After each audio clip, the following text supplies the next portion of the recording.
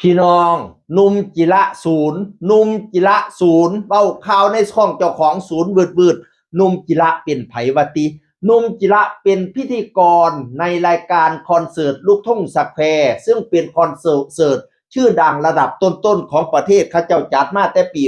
6162ปุ่นน่ะทุกมื้อนี้2 เดือนจัด1 ครั้งจะมีศิลปินลูกทุ่งระดับแนวหน้าของประเทศวนเวียนไปเรื่อยๆทั้งลูกทุ่งศิลปินใหม่ศิลปินเก่าพี่น้องเอ๋ยนุ่มจิระเป็นพิธีกรในคอนเสิร์ตลูกทุ่งสแควร์นอกจากนี้ยังเป็นดีเจของลูกทุ่งรักไทย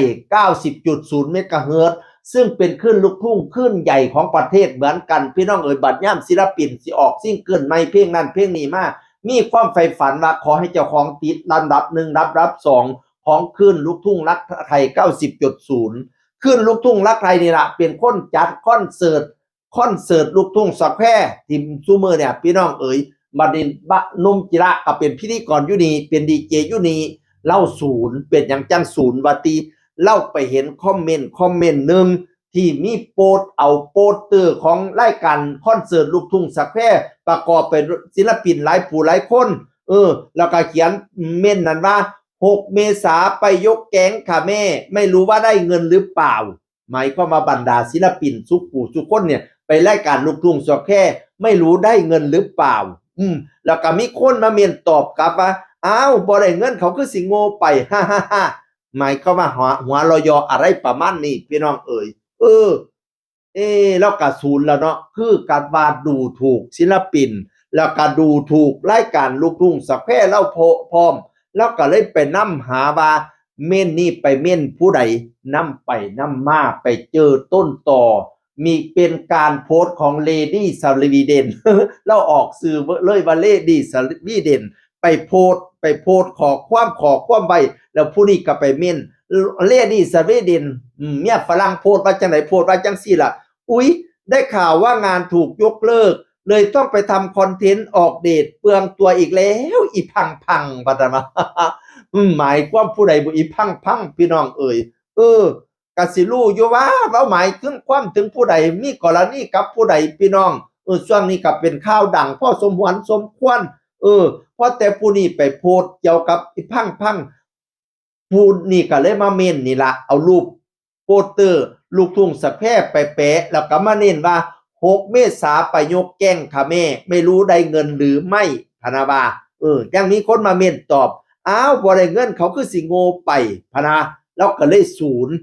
เป็นหยังค่อยเอาศิลปินผู้อื่นไปแขวนนำเจ้าอยากสิเซะแผ่วๆเจ้าอยากสิเซะสั้นวงศ์สะท้อน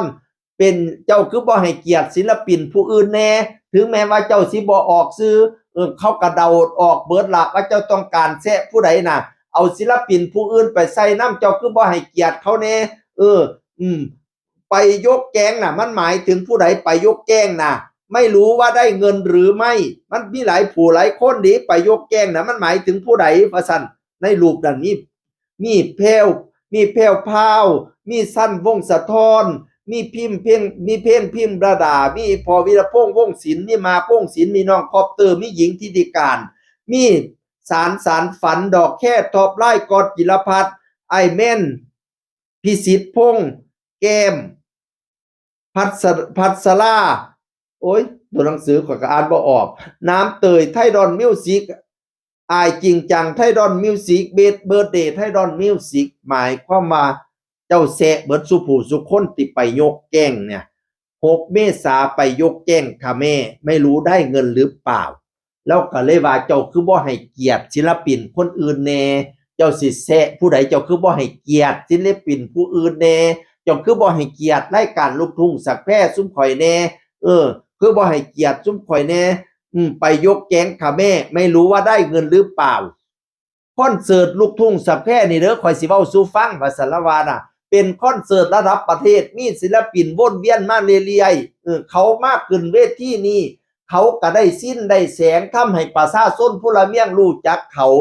น้ำพึ่งเรือเผือเสือพึ่งป่าเขาก็ได้ซื้อได้เสียงซุ่มข่อยก็ได้การได้งานเจ้าคือบ่ให้เกียรติรายการลูกทุ่งสแควร์ซุ่มข่อยแน่คือบ่ให้เกียรติศิลปินผู้อื่นแน่ เจ้าจากสิเซะผู้ใดเจ้าให้เกียรติผู้อื่นแน่พะนะว่าอุ้ยแล้วศูนย์ขึ้นวืดพี่น้องเอ๋ย แต่ต้นต่อก็คือเมียฝรั่งเหมือนเดิมพี่น้องเอ๋ยโอ้ยเนาะจะเป็นภาคกันเซะกันดีแท้เลิกเซะกันซับยังคือมักเซะดีแท้คือมักเซะดีแท้ชาติหน้าไปเกิดเป็นเสียมน้อยซับยังสิได้ไปเซะหญ้ามันเปลี่ยนละอองเดินเนี่ยเดินซ่านผู้ใดไปเซะหญ้าเขาออกมันเปลี่ยนละอองเนี่ย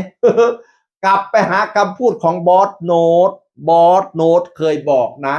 FC ผู้ใหญ่บ้านฟินแลนด์ทั้งหลายบอสโนตเราโพสต์ตั้งแต่นั่นละตั้งแต่มีปัญหากันแรกๆนั่นละผู้ใหญ่บ้านกลับจากต่างประเทศมาปวดหัวมั่วเก่าเราหูว่าน้องชายเราปวดหัวเราเลยโพสต์ไปหา FC ผู้ใหญ่บ้านฟินแลนด์ว่า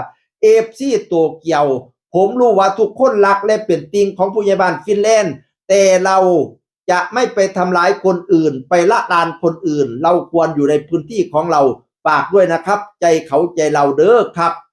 เฮาบอกควรไปละลานผู้อื่นเฮาควรอยู่ในพื้นที่ของเฮาอย่าไปละลานผู้นั้นผู้นี้อย่าไปเซะผู้นั้นผู้นี้เอารูปหลายปู่หลายคนไปแขวน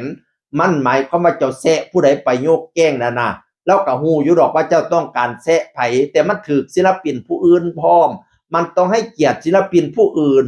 เราก็เลยศูนย์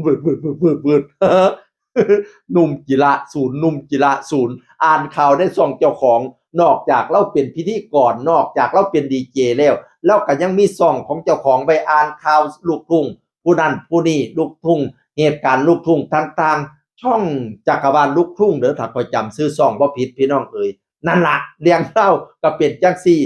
เสียงอื่นคนก็เว้าสู่ฟังสวัสดีครับ